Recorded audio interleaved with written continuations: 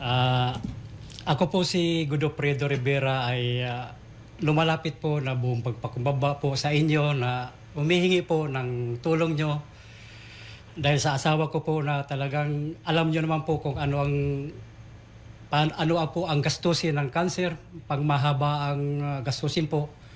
At wala po kaming kakayahan na tustusan po ang mga pangangailangan po niya tulad po ng procedure, mga check-up, mga gamot. Kaya po ako andito po na kumakatok sa Ako Bicol dahil alam ko po na talagang ang Ako Bicol ay tumutulong po sa katulad po namin na may mga malulubhang karamdaman po. Kaya sa ngayon pa lang po ako po ay nagpapasalamat na po sa Ako Bicol, lalong-lalo na po kay Congressman Saldico po. Tatay, ano po ba ang nangyari kay nanay? No? Paano po nag-umpisa yung kanyang sakit na pancreatic cancer?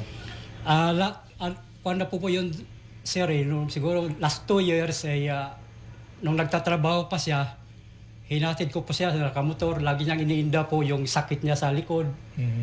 O pagdating sa hindi po siya hindi po siya makapagtrabaho kung hindi po siya magtitik ng pain reliever. Ngayon hanggang sa dumating na po sa punto na wala na po siyang ganang kumain, pag-uwi niya sa gabi, pagod na pagod siya, hindi na po siya kumakain, ako'y awang-awa na po at naglo-lose weight na po yung asawa ko. Kaya sabi ko, papacheck up tayo. Sige Pasensya po. Sige po tayo. Ano po bang trabaho ni nanay dati nung siya po'y malakas pa? Nurse po siya, sir. Mas po siya sa pong ospital. Bali, siya, sir, yung sa mga call center sila. O sa yung In-house health, nurse.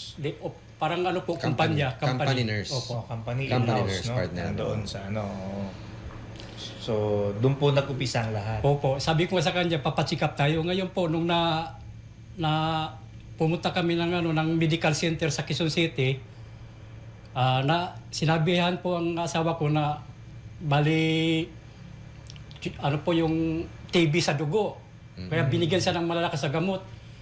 Yun, hindi pala yun ang diagnose, ang sakit niya. May mas malubhang sakit siya. Opo. Hanggang sa naapektuhan na yung atay, lalo po siyang nanghihina. Nadamay na. Opo, hindi sa makagulapay. Ngayon, mga ilang buwan yun, nagpunta kami sa medical center sa may Marikina. Sabi po yun ng doktor na CT scan. At doon po nakita yung bukol po sa kanyang pancreas. Saan daw po kaya posibleng nakuha ni nanay yung kanyang karamdaman? Kasi sir sila, lahi din nila sir eh. Nanay, tatay cancer. niya o cancer din po. Doon po sila na... Hereditary, Opo. no? Hereditary siya. Paano po naman kaya, siyempre, nung nalaman nyo yung sakit ni nanay, ano po agad unang inisip po ninyo? Ay, Paano nyo tinanggap yung ganyang masamang balita? ay talaga sir, sabi ko sa iyo, dala-dala namin sasakyan. Parang hindi ko na nakikita po yung daan na... Lutang, Opo, siyempre. pati yung anak ko, nag-iyakan na kami sa loob eh. So ngayon po, paano nyo, ang pamilya, kamusta naman po ang pamilya? Ilan po ba anak po ninyo rin? 3 po sir. May edad na sila. Ilan po na po malalaki yung na. tatlo? May trabaho na rin sila. Yung isa lang sir, yung dalawa, wala pong trabaho sa ngayon. Yung isa po, anong trabaho niya? Salesman sir. Siya ba yung anak ba ninyo kahit paano Opo. nakapagbibigay ng tulong Opo. sa inyong mag-asawa?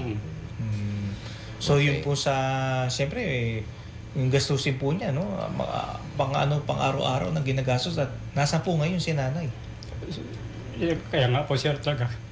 Kung saan po ako lumalapit sir kasi talagang marami na siyang pangangailangan na gamot ngayon. Ngayon ang hiningi ko lang po yung sa ngayon lang po talagang kailangan niya na mapasukan na siya ng pagkain sa loob. O yun po sabi ng doktor na bubutasan siya dito para doon na ilagay yung mga ginigiling na pagkain. Dahil Hindi na siya po makakain kuya, ng hindi- solid, opo. Hindi siya So, makakain. hindi na- bedridden na- talaga na ano, si Opo. yung So pasyente na, natin. liquid na lahat? Liquid na lang po. Liquid na. Saan hospital po? Nasa... National Kidney Hospital po. So, ibig sabihin, ilang buwan na po siya ron? Sir, mula nung na-diagnose siya sa kanyang sakit, dabas-pasok po kami sa ospital. Halos linggo-linggo po kami sa ospital. Ngayon po, tumagal na ngayon. Nung nakaraan po, na-confine siya ng 1 buwan kasi nagkaroon ng na-infection siya sa dugo. Prone yan. Yan ang mga ano, kadalasan sa cancer. Oo. Siyempre, may mga kaakibat na sakit yan. Lumalabas yung mga yan. Humihina na po kasi din ang resistensya na sir. Humihina, bumabagsak ang kanyang immunity. Kumbaga nga, resistensya. Open sa sakit. So ngayon tayo, magkanong sa tingin yung inaabot yung panggastos? At sa kayo kumukuha ng panggastos kung wala pong trabaho yung ibang anak, isa lang, tapos kayo po ay namamasada pa rin, di ba? Minsan sir, pag may mga trabaho yung dalawa ko, ako lang po nagbabantay. O ngayon po, ang kumukuha po ako sa gastusin sa mga mag-anak, humihingi po ng... minsan po, hindi na nga po kami pinapansin dahil last year pa po kami lagi naghihingi. Hingi ng hingi. Oo, Parang yun gano'n na ang po. pakiramdam nila, siyempre. Opo. Magkano po ang total nung gastusin na yan? Mga maintenance siya, gamot, Yung lab? po, sa chemo drugs na lang po sir. Oo, napakalakas. Opo. Napakalaki, no? Opo. Magkano po yan? Kasi dati po nung pinalitan na po kasi siya ngayon sir, nag-oral na siya ngayon. Dati yung hindi pa siya nag-oral, halos 50,000 po kada linggo-linggo po yun. Kung may maiipon man yan, kuya, ubus agad. Ay, wala po talagang naiipon sir. Walang matitira Opo. talaga. Diba? Pero kayo po ay bumabiyahe pa bilang UB, paputol-putol. Paputol-putol po sir. Pinsan parang kasi nag-alala, habang bumabiyahe ako, parang wala po ako sa pag nakikita ko po yung asawa ko, hindi ka makapag-concentrate po. Kayo, no? Naiintindihan namin yan, Opo. kuya. Oo. Alam ba ni Nanay Maria Elena na ikaw ay pupunta rito? Alam niya po, opo. Anong sabi niya sa inyo ngayon? Yung narinig nga rin po niya na talagang maraming natulungan yung itong Ako Bicol. Kaya, Hopeful siya opo, hopeful po na siya. matulungan din siya. Opo, no? opo. Siya po ay nakikipag-usap sa inyo. O, nakipag-usap. Okay naman. O, minsan lutang din po siya, gawa siguro sa madaming gamot na Yeah, iniinom okay. niya. Mm. Pero po kayo po ay paano niyo nalaman papunta sa People's Day po ng Ako Bicol? Paano niyo po nalaman yan? Kasi sir, nung nako-confine po yung asawa ko, kasi minsan tabi-tabi lang, narinig ko sa mga pasyente na, puntahan mo ito, tumutulong talaga to.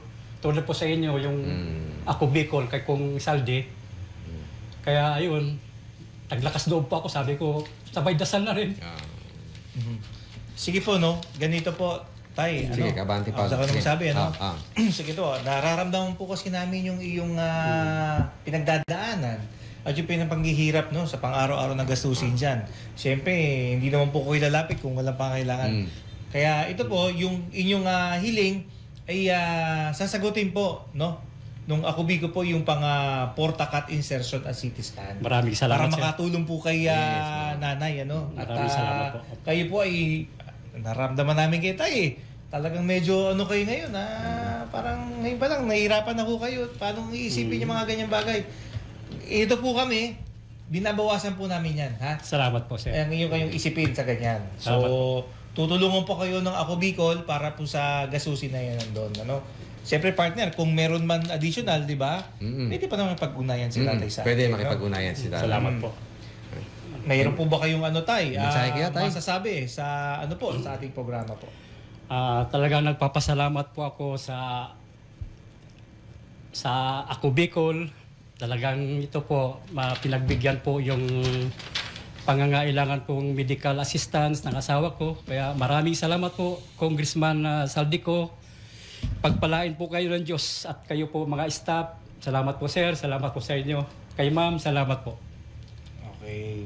So yan pa tatay makakaasa kayo at yung inyong hiling ay makaisito para natin yan Salamat. Okay pong nalala. Okay? So paglabas dito, ang aming tauhan po ng Ako Bicol ay tutugunan po yan.